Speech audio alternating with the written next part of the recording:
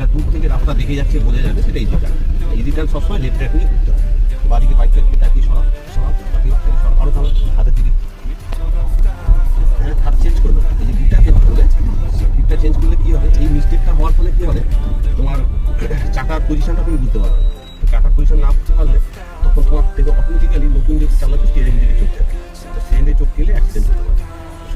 আর একটা কথা জানবে যে রাস্তায় সোজা চললে আমার চাকা সোজা আছে, রাস্তায় যখন গাড়িটা বাদিকে চলে যাচ্ছে তখন চাকাটা বাদিকে লেগে আছে, ঠিক তো? আর ডান দিকে যখন যাচ্ছে ডান দিকে লেগে আছে। কোথায় গিয়ে পা চাকাটা গিয়ে যাচ্ছে মানে মোটামুটি এখান থেকে ওই যে রাস্তাটা দেখা যাচ্ছে ওটা প্রায় 30-35 ফুট দূরত্বে চোখটা রাখতে হবে।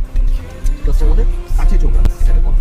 তো এর কাছেও চোখ রাখা যায়, যেটা খুব ক্রাউডেড এরিয়া হবে তখন আরো কাছে চোখ রাখতে হবে। এখন যেটা রাস্তাটা ফাঁকা সেই জন্য আমি 35 ফুট দূরত্বে চোখটা রাখতে বলছি।